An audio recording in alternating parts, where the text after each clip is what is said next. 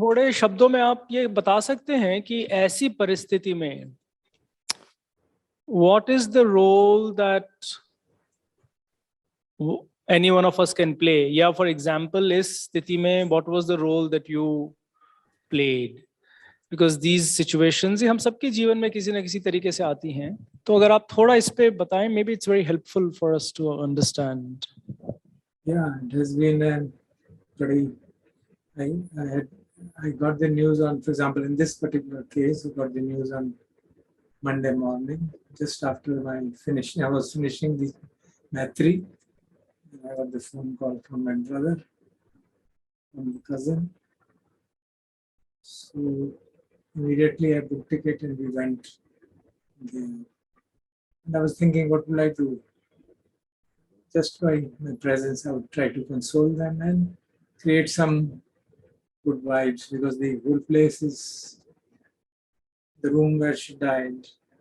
Both of us slept in those rooms for the last 3 days, 3 nights, so that they don't feel frightened and afraid. And then just sat, keep your hands on them, on my brother, my Masi, and my widowed sister-in-law, who lost her husband last year. So all that we can do is, of course, silently. That I did was silently praying for their peace of mind.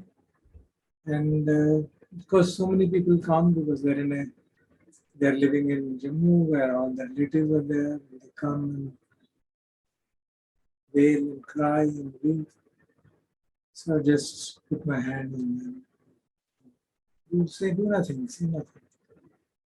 And try to soften their suffering. And that's what I've been unfortunately doing for so much time now, especially in this Corona period. So many of my friends have passed away. So many close relatives and friends have passed away. So all that we do is, and in physically, just going and sitting there and keeping ourselves in full balance, full of compassion and kindness. Just touching them with your good feelings of Maitri and Karuna with them.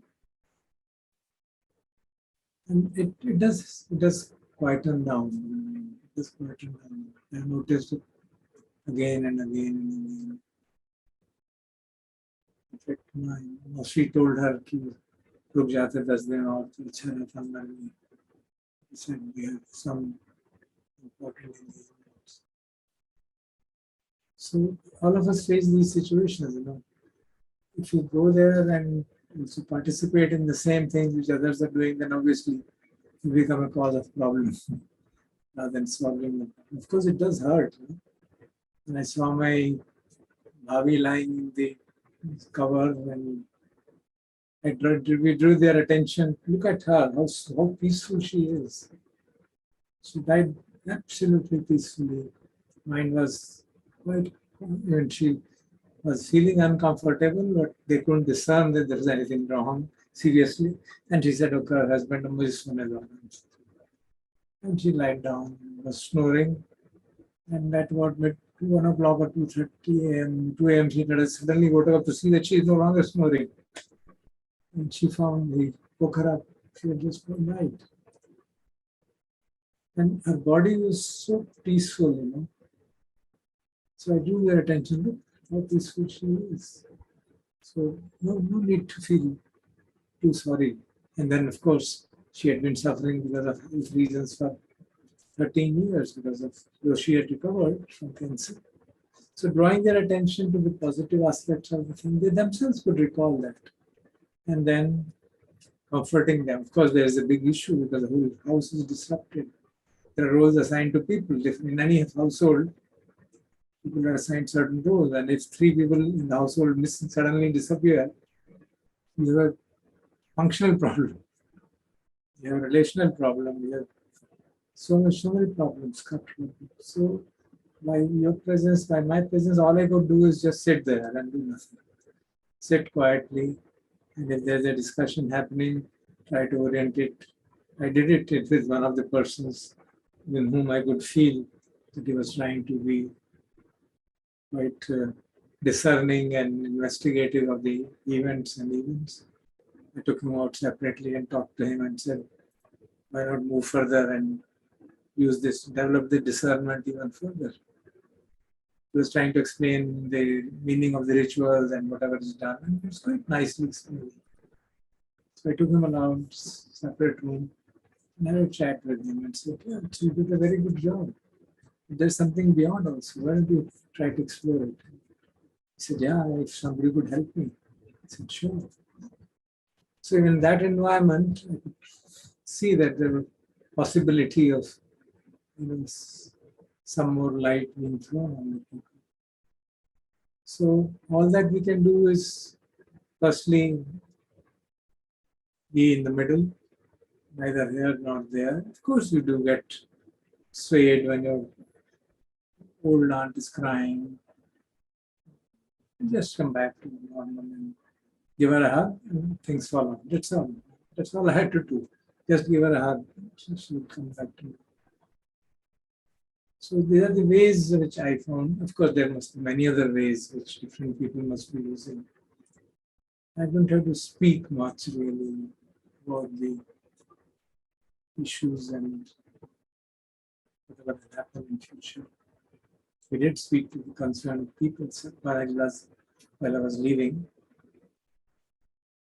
So the good Dhamma friend, what can he or she do under these grave situations is to act as a support structure for the whole family so that they can come back to equilibrium, deviate and come back to equilibrium, deviate and come back to equilibrium. And then draw their attention to the laws of nature, the law of karma, to the ways that even in the most unpleasant thing, as we saw just now, Jay said it out, even in the most unpleasant thing, there is something good there also. Even in this sudden death, there's something good. At least that person is freed from suffering. And so they themselves could realize, yeah, one of them says. So when you support those kind of thought processes and don't give any credence to other thought processes, then you create a balance in the system. That's all I had to do. And of course, silently, in the morning when I sat early morning and practiced meditation, send goodwills to the departed person and to three of my close relatives who died from that, living in that house where I was living, and practicing, chanting some of the things which I chant, Sakkatva, Mangalam, and so on. The fear that how will I go into that room where my wife is dying? And she told me, if I go, it seems she will come and eat me. That kind of fear is there. This person suddenly died. But we thought she was naturally sleeping. So these kind of, and then when you have one after another things happening within 1 year, you have 3 elderly couples and 2 children in the house. And 3 elderly couples, all of them have lost their spouses. Mossi lost her husband. Elder cousin lost his wife. My younger cousin lost his wife. So she was left in the middle there. So it's total, don't really know how to readjust, recalibrate the relationships now. It's quite a challenge, very big challenge to recalibrate the relationships in the absence of people working kind of lynch points in the whole fabric of the house. So it's a great, education for me to sit there and see how much great suffering is there in this realm of existence. There's just no way. It's not that they are the only ones suffering. And the people came, they started reciting their other stories. Everybody is suffering. Everybody. There's not one who couldn't relate that in COVID this happened to me, so many people died, this happened, that. Everybody had stories to tell. So it increases your Dhamma.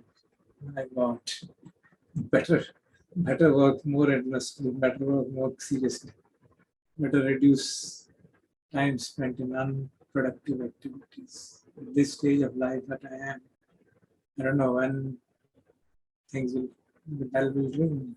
So we should make sure that I don't spend any time in any other activity. Still, life's forces create situations that you have to do it. Think, okay, how do I really convert this into an opportunity for family practice? So, dear Bhante, that's all we can say.